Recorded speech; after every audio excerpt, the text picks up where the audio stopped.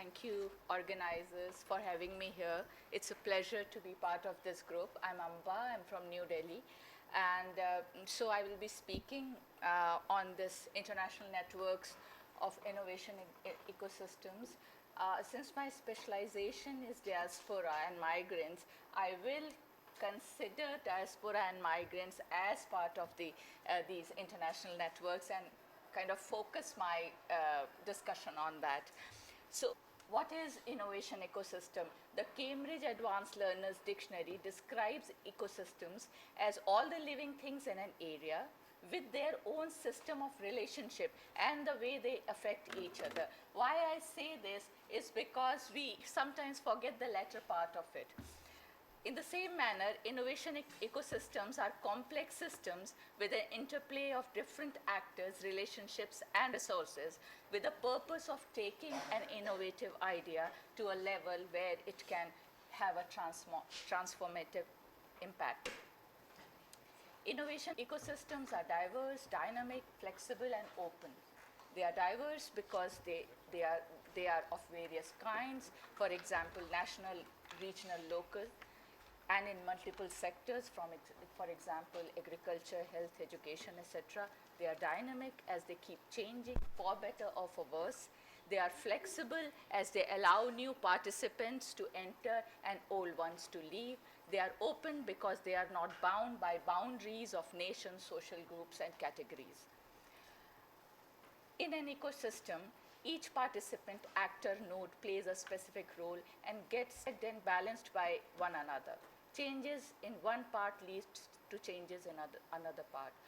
All the nodes and participants of an ecosystem are interdependent and intertwined in such a way that after a point it is difficult to demarcate between them, such as between international, national, regional, or local. This is true in context of diasporas, and that is why I insist that we sometimes forget how well integrated these actors of ecosystems are. How, that I will discuss. But what constitute of ecosystem? I place governments, coming from India, I place governments very high on the agenda. It can really help the innovation ecosystem through favorable policies, although lot of times innovations takes place irrespective of governments.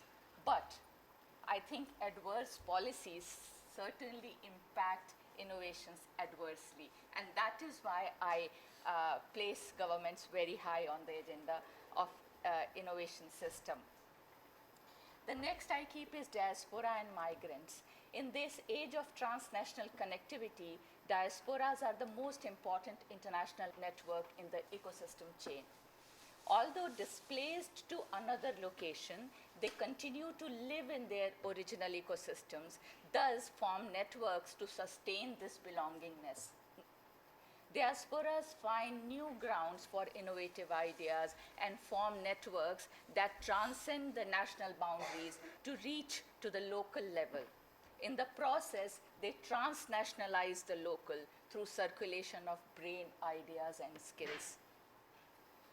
Diasporas, migrants also act as intermediaries between organizations, region, and the global innovation hubs and facilitate the transfer of ideas, technologies, and other resources. If you see how Silicon Valley is linked to a small place in India, a very backward district, then you will realize how they play as intermediaries. By doing so, they break the center-periphery model and help the horizontal proliferation of technological ecosystems in which innovations flourish. Diasporas, in fact, are part of many other actors groups that form an innovation ecosystem, and which we are going to discuss later. And that is why I say that it depends on how well integrated these actors of ecosystem are to make them a very successful private sector. First, after government and diaspora, private sector. But please remember, diasporas are very much part of this private sector also.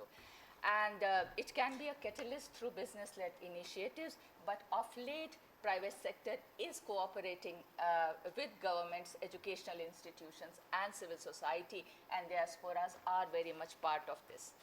Research and educational institutions, they are important for the role in knowledge creation and diffusion.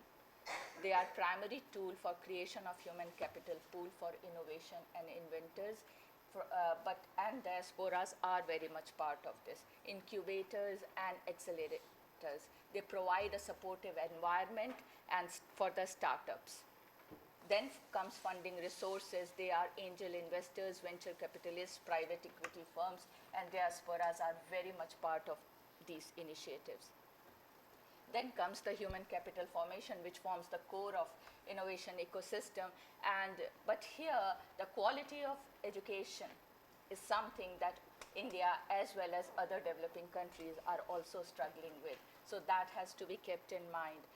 And friends and family, that is also important. I will just go through it quickly because we have very limited time. Then comes developmental agencies. They are also a very important international networks, and they look for innovative ideas that address social and economic challenges in the developing country, and that is a very important aspect that they play. Then environment and market for startups. In India, we have seen of late a drastic rise in the startups, and let me tell you that diasporas and migrants are playing a very important role in the growth of startups in India. Some innovation ecosystems are well functioning and some are not. The examples we get from the developed countries, especially the US, are some of the examples of well functioning ecosystems. In most cases, the developing countries are still struggling with the weak, fragile, and perverse ecosystems due to various reasons, including corruption, weak institutions, lack of transparency, social unrest, political instability, etc. However, in today's world, we can find some impressive examples of successful and well-functioning innovation ecosystems in the developing countries.